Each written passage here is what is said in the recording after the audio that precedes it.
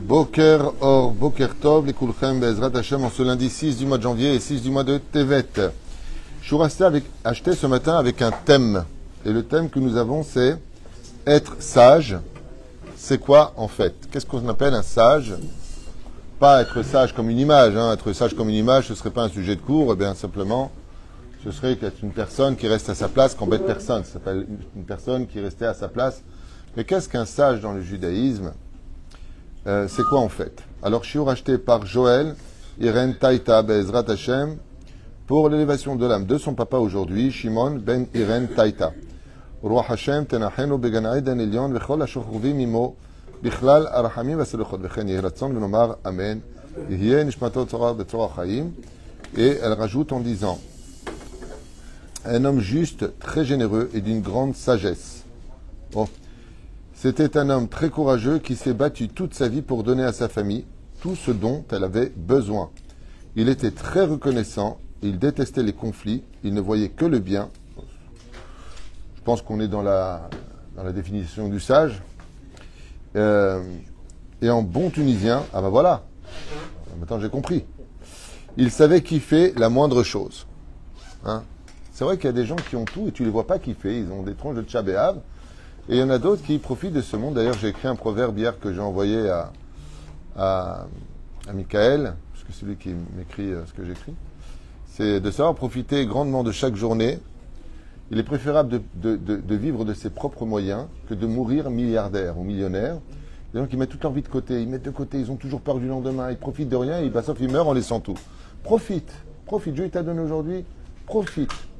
Pourquoi la manne tombait qu'une seule fois par jour? Pourquoi pas pour la semaine ou pour le mois? Pour que tu profites de la journée sans penser au lendemain. Le lendemain, c'est un nouveau jour, un nouveau mazal, akadosh baruch hu, ozam ufaras lakol. Et pour ça, il faut avoir une vraie émouna, pas... D'ailleurs, c'est un sujet marqué dans nos sages, à savoir, est-ce qu'on doit penser à l'avenir, mettre de l'argent de côté? Est-ce qu'on doit penser à sa retraite? Ainsi de suite. Chez la Tova. Chia Miskin, Chia ici. Le jour, après 40 ans de travail, ils lui font une fête pour lui dire au revoir et part à la retraite, le lendemain il meurt. Il a cotisé, tu te rappelles? 40 ans de sa vie, il a cotisé cadre supérieur, il n'a pas profité un jour, le lendemain il est mort. Pendant la nuit, il est mort d'une crise cardiaque. Lo alenu velo alechem.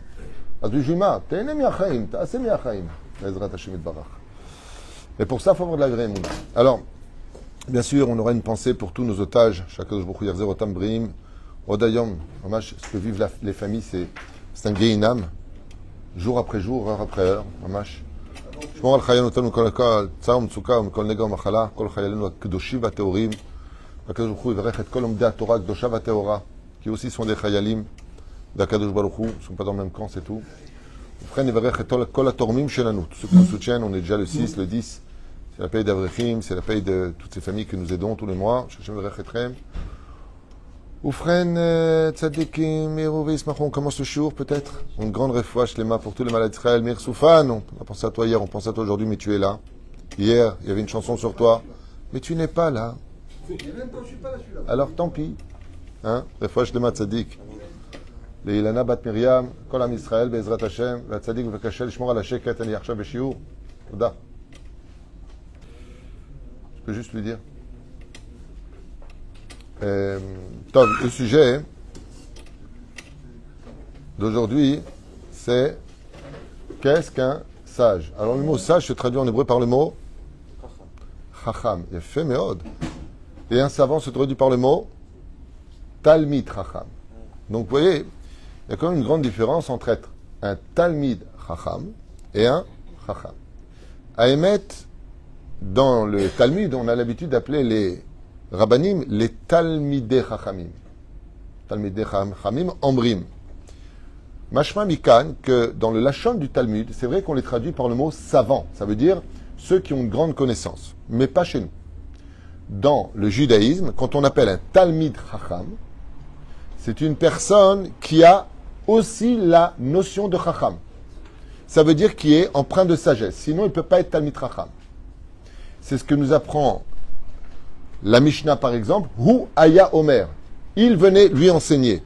S'il venait lui enseigner, c'est sûr que ce n'est pas quelqu'un d'autre, c'est lui qui le dit. La Torah vient nous apprendre, la Torah orale, que si tu enseignes quelque chose, c'est parce que toi-même tu le vis. Donc tu ne peux pas demander aux autres d'être des sages et toi d'être un singe. C'est pas possible. C'est-à-dire que tu te dois d'être dans l'application de tes propres enseignements. Ça vient t'engager personnellement.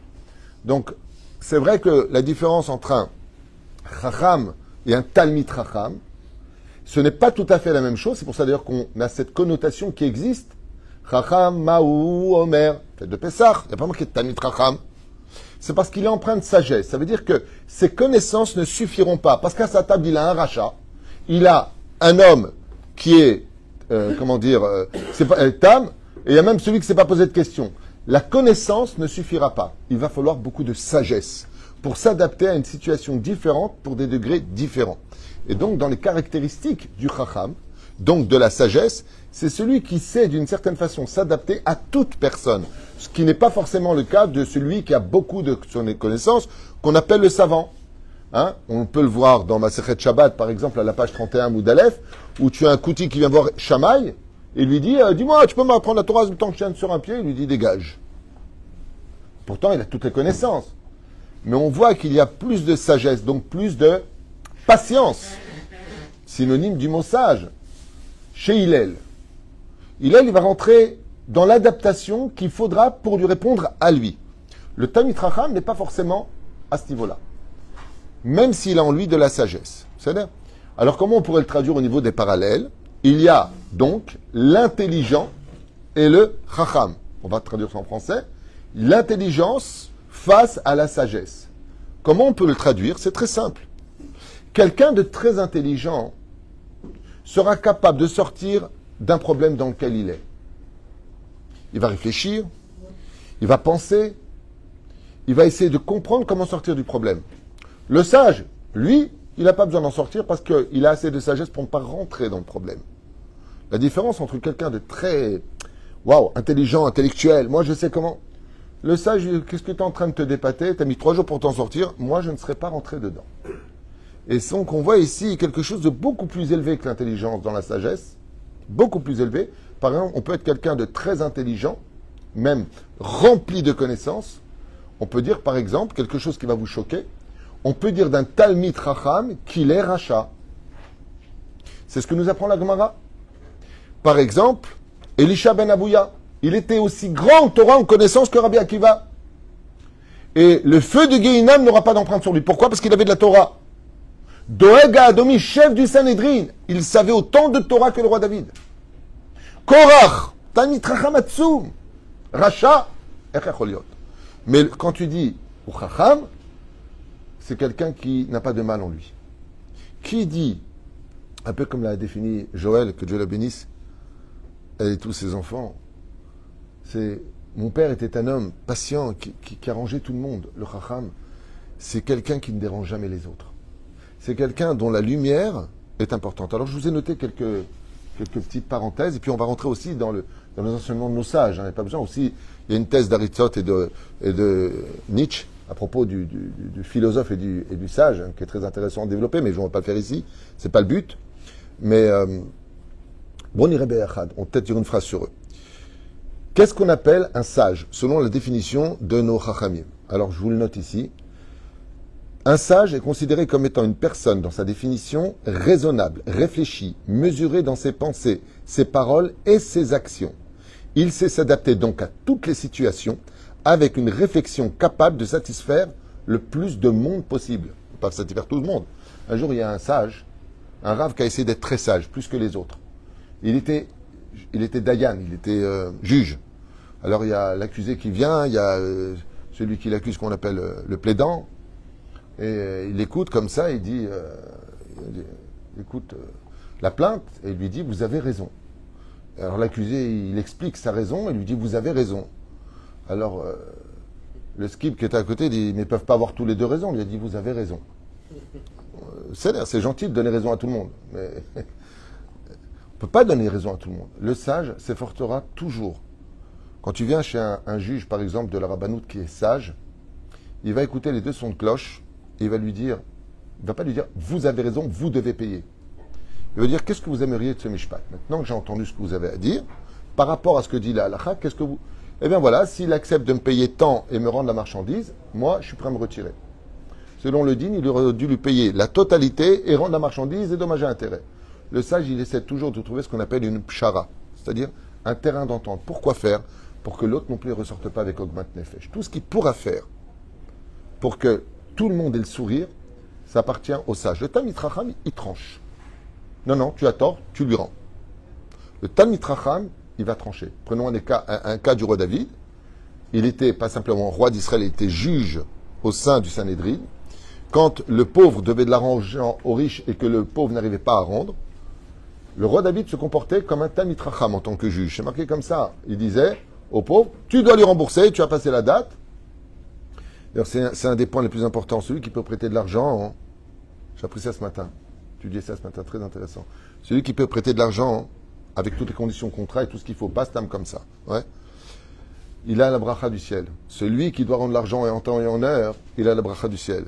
Et j'ai étudié ce matin que si les choses se passaient comme ça, que celui qui prête avec sourire et qui récupère son argent avec sourire, pas il a l'impression de courir après la tzedaka, il y a marqué que ça ferait longtemps qu'on aurait eu la Géoula. Mais cet exemple de Chazal, il n'est pas simplement sur l'argent, il est sur tout. On est là pour les uns, on est là pour les autres. Quand on a besoin des autres, ils ne vont pas spécialement te le rendre. Où est la gratitude? Donc, je vais faire cette parenthèse.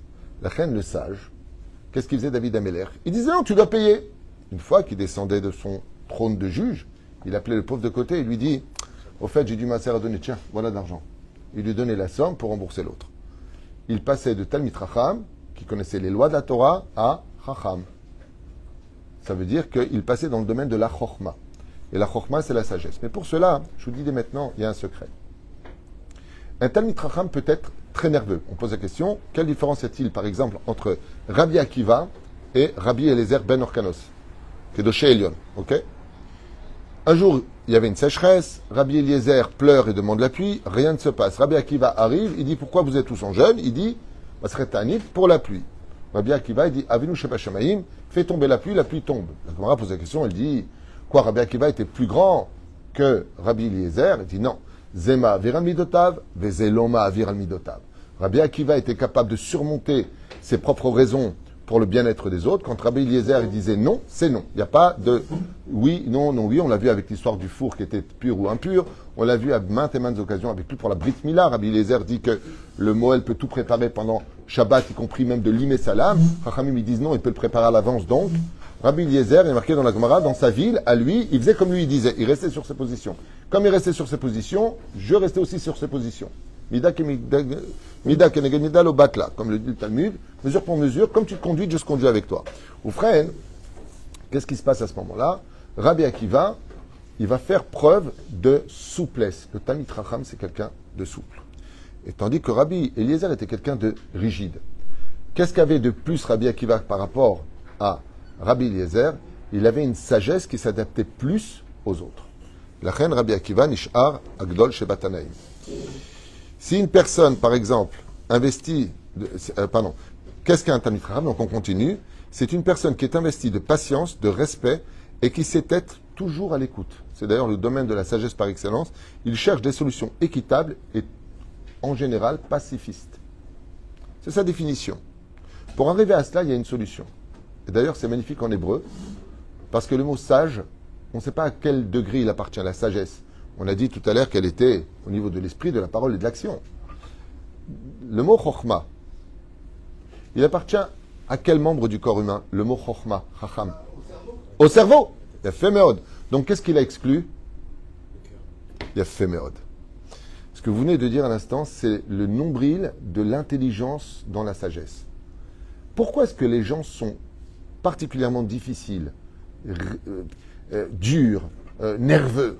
Qu'est-ce qu'ils suivent? Leur cœur et leurs émotions. La définition de la sagesse, c'est quand le cerveau prend le contrôle total de toutes les émotions. Tu ne peux pas être sage si ton cerveau ne prend pas le contrôle, les rênes de ton cœur. Tu peux être un Talmid Chacham et avoir de la haine. C'est de la Torah, tu as de la haine. Tu es nerveux. On a parlé de Egadomi, on a parlé de Korach, on a parlé de bien de gens dans toute la Torah qui avaient de la Torah. Quel était leur problème? Le cœur était mauvais. La tête, elle est remplie de connaissances, mais le cœur est mauvais. La définition du mot Chacham, c'est que l'intelligence, l'intellect de l'homme dit au cœur, chut, couchez, je t'ai pas demandé ton avis à toi. Il reste constamment dans la positivité et l'objectivité de l'intelligence. Donc, qu'est-ce que c'est dans l'absolu? Un vrai sage, c'est quelqu'un de supra-intelligent. Parce qu'il ne mélange pas l'un et l'autre. Bien sûr qu'on a besoin du cœur. Seulement, l'intelligence de l'homme dit au cœur, là tu t'ouvres, là tu fermes, là tu participes. En d'autres termes, quand il donne, c'est de tout son cœur, et quand il écoute, c'est de tout son intellect. Pourquoi? Pour rester objectif. Maran Arav Ovadia Yosef Zatzal, quand on venait le voir, il restait sur des positions, il écoutait, et d'un coup il se mettait à pleurer avec la personne qui lui parlait de ses malheurs. Pourquoi? Son intellect lui a dit, tu peux ouvrir ton cœur. Hop, il pleurait. Une fois, quelqu'un est venu le voir, il lui a dit, il y a un livre magnifique qui a été écrit comme ça. Le Rav Ovadia, il écoutait. Il a pris le livre, il l'a jeté par terre. Il a dit, qui est le coffre qui a écrit ce livre? Effectivement, c'était même pas un juif qui avait écrit un livre. Il a voulu écrire un livre sur la Torah. Le Rav Ovadia, en écoutant les mots qui ont été utilisés, il a su que c'était pas de chez nous. Il l'a su tout de suite. Et pourtant, les commentaires ont pu se discuter. Il a dit, ça, c'est Kofer Katav. Sans connaître. Pourquoi? Parce que son intellect lui dit, n'ouvre pas ton cœur. On peut dire, bravo, Ishar Koach, Tov. Non, je reste au niveau de l'intellect. Donc, il y a ce qu'on appelle la dimension de Talmid Chacham. Il a aussi en lui de la Chokhma. J'avance. Attends juste un instant parce que j'ai une liste à lire, je ne voudrais pas la manquer. Personne, toujours en parlant du sage, qui a un total contrôle. C'était la suite, je vais le doigt dessus. C'était marqué. C'est une personne qui a donc un total contrôle de ses émotions et de ses sentiments et sait garder le silence. En général, quand ça te chauffe, tu dis écoute, on va arrêter là parce que tu passes du chacham, donc du sage au singe. Donc le sage passe à l'intelligence, comme on l'a expliqué. Qu'est-ce que tu voulais dire, professeur Ayaka? Deux choses. Hop, c'est la suite. Hop. Non, t'es viré. Masechet Avot, Perek He, Mishnah Zayin. J'y vais justement, j'y arrive. C'était avant, par rapport à Romain et le lève. Quand Dieu dit à Moïse de choisir des hommes qui ont pas Tev pour faire le Mishkan. Oh, il y a fait méod. Professeur nous apporte ici un verset. Choisis des hommes duquel il est marqué Chochmat Lev. Est-ce qu'il y a marqué Lev Chochma ou Chochmat Lev? Tu viens de définir exactement ce qu'on vient de dire. Chochma, des hommes qui ont déjà le contrôle de leur cerveau et qui contrôlent leur cœur. Je vais donner un exemple. Quelqu'un te dit, tu peux m'accompagner Shabbat, je suis venu chercher 15 fois à l'aéroport quand tu es venu me voir. Tu peux m'accompagner Shabbat? Si tu suis ton cœur, ça se fait pas, il est venu me prendre 15 fois, je peux l'accompagner une fois. Ton cœur, il te dit d'y aller. Et ton cerveau? Qu'est-ce qu'il va lui répondre? Je peux pas, pourquoi? Shabbat. Fais très attention à ça. Des fois, on veut donner, mais il ne faut pas donner. Des fois, on veut prendre, il ne faut pas prendre. Prenons un exemple de la halakha. Prends un halakha pour te faire plaisir. D'accord? Le Shulchan Aruch, il est carré, il n'en a rien à faire de ce que pense ton cœur et de ce que pense mon cœur. Le Shulchan Aruch, il est carré. Est-ce que je peux donner de la nourriture des humains à un animal qui n'est pas le mien, le pied halakha? Non. Et si c'est le mien? Oui. C'est pas logique. Tu as de la nourriture que les humains ils mangent. Hein? En général. Chez là, tu retrouves ça dans le coup de Yosef. C'est là? Lama. Parce que kilo atam évasé, c'est comme si tu m'évasais de la nourriture pour humain. Pourtant, en général, quand tu mets la poubelle, si l'animal vient le prendre de lui-même, c'est autre chose. Tu le poses, il vient le prendre. Le Rav Tzadok Yosef rapporte là-bas que Ma'achale Adam, l'homme dirait les behemot, et l'aimken shayachlo. Seulement si c'est à lui. Par exemple, il a des restes, il a son chat, il a, je sais pas ce qu'il a à la maison, il a l'avion. Lama, parce qu'il y a un semblant de mesalzel Ma'achale Adam. Je trouve que le fil, il est très fin. D'accord? La Torah, est-ce qu'elle te demande, quand tu étudies les halachot, al-tikra halachot et halachot, est-ce qu'elle te demande de lire avec ton cœur ou avec ton intellect? Intellect. C'est-à-dire, pour être racham, il faut avoir un contrôle de l'intellect. Alors maintenant, je plonge dans ma secrète Avot, parce que bizarrement, notre Torah orale nous fait un clin d'œil sur c'est quoi un chacham et c'est quoi un idiot. Alors là-bas, le mot idiot n'est pas marqué, c'est marqué golem. C'est pire qu'un idiot, un golem, c'est un corps sans âme. Donc vous voyez comment on passe, par exemple, si je dis noir, le contraire c'est blanc. Ce sont les opposés, d'accord? Si je dis haut, vous me dites bas. C'est pas shoot. Dans ma Sechet Avot, moi je me serais attendu à chacham Choté, idiot. Non, il y a marqué golem. Et cet enseignement-là, c'est un clin d'œil génial. C'est-à-dire que la sagesse, si tu me dis le contraire de chacham, c'est-à-dire sage, c'est golem, qui veut dire corps vide, dans l'absolu. Ça veut dire qu'un chacham, on vient te dire que si c'est son contraire, c'est quelqu'un qui est plein de la tête aux pieds. Tous ces gestes, toutes ces actions, toutes ces pensées accompagnent. Par exemple, le roi Salomon écrit, tu reconnaîtras un sage dans sa façon de marcher. Comment il marche, tu peux savoir si c'est un sage ou pas. Dougma. Dougma. Il y a des gens, ils ont beaucoup de connaissances, ce sont de grands démagogues, mais de grands idiots.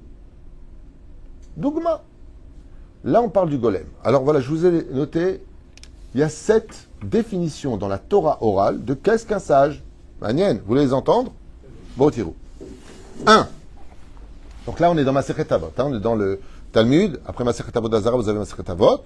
1.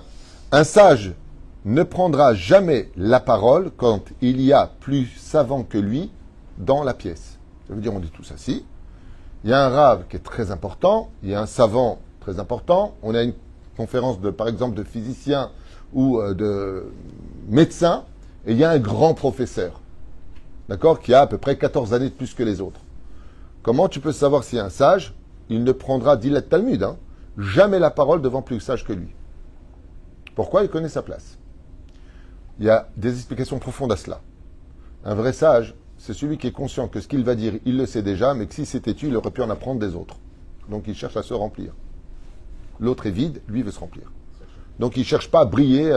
Alors je vais te répondre, tu comprends. Alors il y a marqué, et je vais t'expliquer pendant 3 heures. Il y a des gens, on appelle ça des vrais golems. Tu leur demandes quelle heure il est, ils te racontent où ils ont acheté leur montre. Non, je veux juste savoir, dis-moi. Il y a des gens, ils ont besoin, mais pour des discussions stam, par exemple, pourquoi t'as acheté un pull marron? Oui, alors à cette époque-là, c'était la mode. Non, mais d'accord, mais pourquoi t'aimes le marron?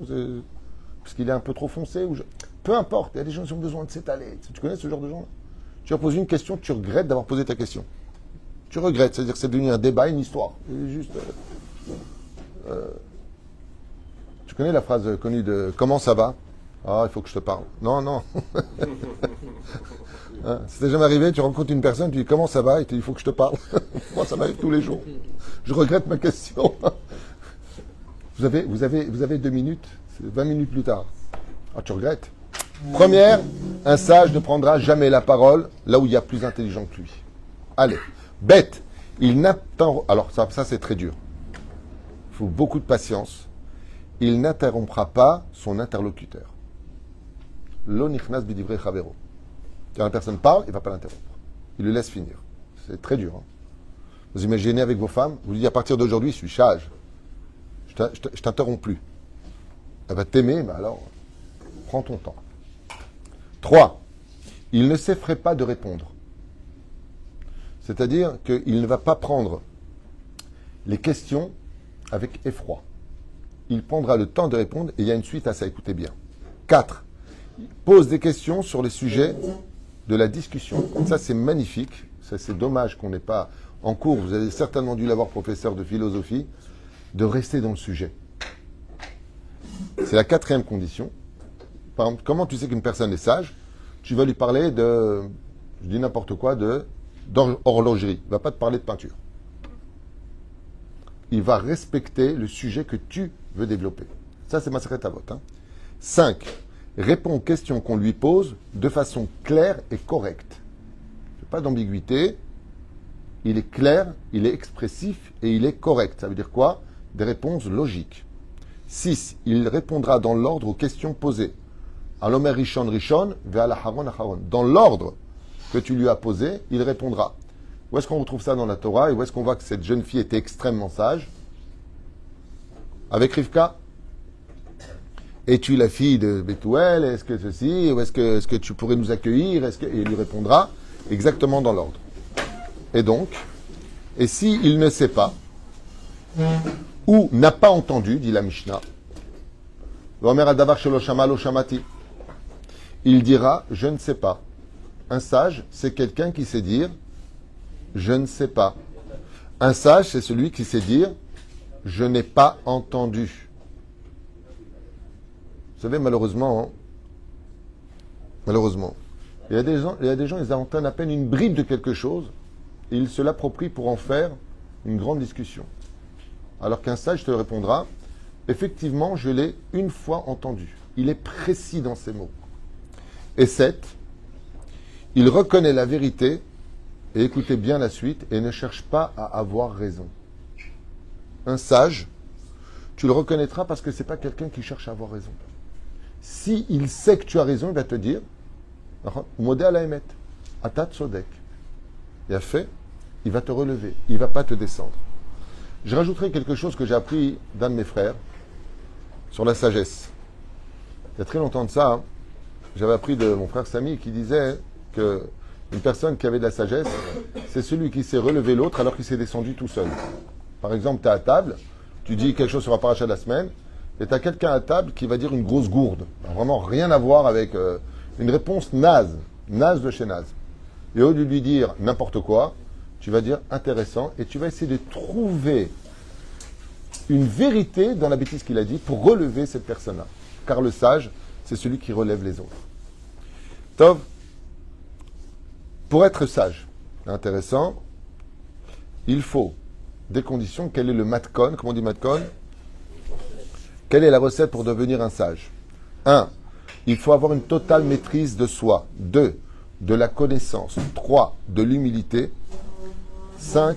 Avoir un maître. Et ce n'est pas que la pensée juive. De tout temps, à part peut-être aujourd'hui, mais même chez les philosophes, ils avaient leur maître, leur disciple. Je te dis comme une phrase pour professeur, je vais le faire kiffer. Phrase d'Aristote, professeur de philosophie, donc, qui avait dit: la philosophie recherche le bien que la sagesse a atteint et pratiqué. Une phrase que j'ai lue sur le sujet. Le sage a pour but de faire connaître la vérité avec sagesse et harmonie, ce qui en fera sa propre définition pour lui-même. Voilà plus ou moins, j'ai fini la feuille que j'avais notée brièvement sur la définition de ce que l'on appelle un sage. Quand on vient d'entendre, et si on réécoute plusieurs fois ce shiur, je vous promets qu'il y a du boulot. Il y a beaucoup de boulot. Moi, je voudrais finir avec autre chose, personnellement, parce que j'ai quand même eu le plaisir de rencontrer des sages comme Rabbi Moshe Ederi, comme mon Rav, que je trouve être très sage. C'est que le sage, il a une particularité. On dirait qu'il a en lui toute l'harmonie au point de ne pas avoir de problème. Je ne sais pas si vous comprenez. Un sage, quand tu le vois, on dirait qu'il a des problèmes, mais on dirait qu'il n'en a pas. Et la chassidoute, le Baal Shem Tov, Alav Shalom, un jour on est voir avec toutes les épreuves, vous étiez à l'âge de 5 ans orphelin, et le Baal Shem Tov, il aurait dit: Dieu m'a donné que du bonheur. La sagesse, si je devais la définir, c'est celui qui est capable de voir la lumière dans le monde de l'obscurité. Ça veut dire que son objectif, il est toujours dans le positif. Sinon, il n'a pas de sagesse. C'est pour cela que nous, les personnes ordinaires, nous avons besoin de nous attacher à des sages, aux Gdolé Israël, aux grands de la Torah, qui sont là pour les autres. Et ça, c'est la dernière définition. Quand je pense au Rav Kanevski, au Rav Shteman, au Rabbi Lubavitch, au Rav Ovadia, combien les grands, au Yanouka aujourd'hui, au Rav Yitzhak Yosef, à tous les Gdolé Israël. Quand je vois combien on vient les voir, combien on vient les voir, et qu'est-ce qu'ils écoutent? Ils ne viennent pas forcément pour poser des questions de Torah, ils viennent pour raconter leur malheur. On peut dire qu'un sage, c'est celui qui sait porter le malheur des autres pour les soulager et leur trouver des solutions. Baruch Adonai Leolam. Amen. Amen.